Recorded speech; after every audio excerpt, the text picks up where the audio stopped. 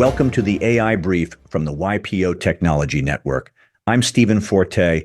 On today's episode, a solo founder who just raised $30 million at a $250 million valuation with 0 employees, a Gartner study that quietly invalidates the entire AI layoff narrative your board has been telling itself, and the 35% number Walmart dropped on its earnings. Call that shows what the right shape actually looks like. 3 companies, 3 shapes.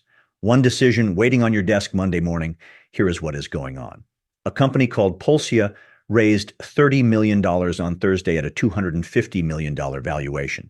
The lead was Sound Ventures, with True Ventures, offline adjacent Tekton, Drysdale, and VaynerFund alongside. The founder is Cera. He is the only person at the company. There are no employees.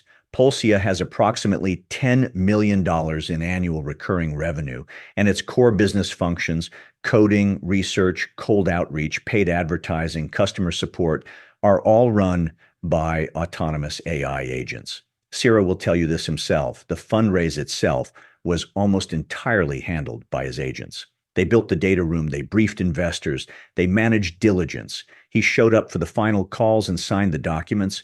I want you to sit with that number for a second. $10 million in ARR, 1 human. Now, before you write Polsia off as a Twitter stunt or a vibes and screenshots round, look at who wrote the checks. Sound Ventures is Ashton Kutcher's fund. True is a 40-year venture firm. These are not people who fund Twitter stunts at a $250 million valuation. They are pricing a thesis that the entire skeleton of a company, the people, the org chart, the management layers, is in some categories now optional. Here's my read. Polsia is not the new normal. It is the existence proof. It is the version of your industry that does not yet exist, but could be built from scratch tomorrow by someone with no headcount, no office, no HR function, and no incumbent's loyalty to their own org chart. Every CEO of a sub-$50 million professional services firm, recruiting, marketing services, research, paralegal, accounting prep, customer support, should treat Polsia as a competitive scouting report. Not next year, this year. Polsia is the shape of the greenfield. Now, before you decide the answer is to fire half your company on Monday, here is the second story. Gartner, the industry analyst firm, the one your board chairman quotes in slide 34 of every strategy update, published research 2 weeks ago that finally got covered widely this past week. They surveyed 350 senior executives at companies with $1 billion or more in annual revenue. Every company in the sample had already piloted or deployed AI agents, intelligent automation, or autonomous technologies. This is not a survey of skeptics. This is a survey of believers with budget. Here's what they found. 80% of the companies had already cut headcount, some by as much as 20%. The companies that cut the most produced almost identical financial returns to the companies that cut the least. In several cases, the lighter cutters did better. Helen Poitevin, the distinguished VP analyst who led the study, said it on the record, workforce reductions may create budget room, but they do not create return. Give Gartner credit for that sentence. I mean it. That is the cleanest line of corporate research I have read this year. It will not show up in a vendor deck because no vendor wants to sell into the implication. The implication is that the AI ROI most boards are demanding, the one expressed in headcount math, is not the ROI the deployers are getting. 2 more numbers worth holding. Challenger, Gray & Christmas, the outplacement firm that tracks layoffs by stated cause, recorded 49,135 AI-cited job cuts year-to-date through April. That is real. And the same week, Gartner ran Intuit, TurboTax, QuickBooks, Credit Karma, MailChimp, $70 billion SaaS company, announced layoffs of 3,000 employees, 17% of its workforce, with a $300 to $340 million restructuring charge. Revenue was up 10% year over year. The company's own AI agents are now handling more than 50 million transactions a week. CEO Sasan Goodarzi called it simplification. The press release said simplification. The Gartner data says be careful what you're simplifying for. Here is my read. The denominator strategy is a trap. Cutting people to fund AI deployment is the move boards know how to evaluate, which is why it is the move they ask for. But Gartner just put numbers on the floor of a conversation a lot of CEOs have been having with themselves at 3 in the morning. The layoffs you did last fall did not actually move the needle, and you are not sure why.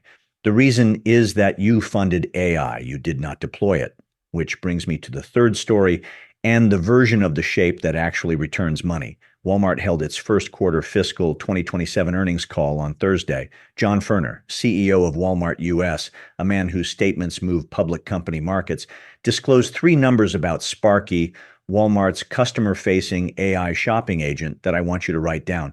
Customers who use Sparky have an average order value approximately 35% higher than customers who do not.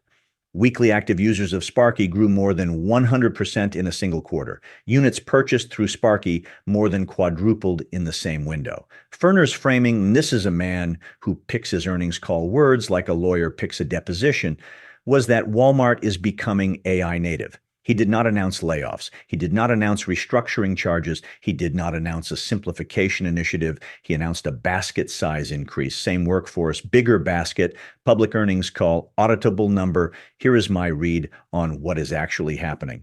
Walmart did not subtract its way to 35%. It took its existing operators, merchants, store managers, supply chain people, the bench it already had, and gave them an agent layer that made each one of them more productive. They measured the number that moves the business, which is what customers buy and how often, not what the company spends on people. The Sparky team built the numerator. They left the denominator alone. If I were sitting in your seat this quarter, I would do two things.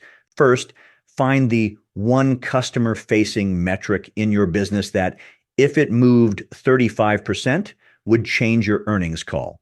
Average order value, conversion rate, revenue per logged-in user, renewal rate, pick the metric, then ask which of your existing teams could deploy an agent against it inside 90 days, not a project, a pilot with a number. Second, kill any AI initiative on your board deck whose primary justification is headcount reduction. The Gartner data is now in the public record. Boards will start asking for the Walmart number instead of the Intuit number, and you want to be the CEO who anticipated that shift rather than the one who got caught explaining it. So the three shapes.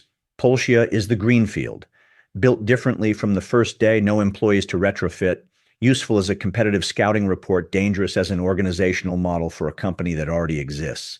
Intuit is the trap. Healthy revenue, market-leading product, and a 17% headcount cut that Gartner says will fund the AI deployment but will not return more than the lighter cutters got. Walmart is the shape. Existing workforce, new tool. One number on the earnings call that no analyst can argue with. The wrong question is, who do I cut? The right question is, what can my people now ship? Agents are either a denominator strategy or a numerator strategy. Boards will pay for one of those and not the other, and they are about to figure out which one. That is the YPO Tech Network AI brief for Monday, May 25th. I am Stephen Forte. If this was useful, send it to a fellow member. I will be back Tuesday with more. Until then, stay sharp.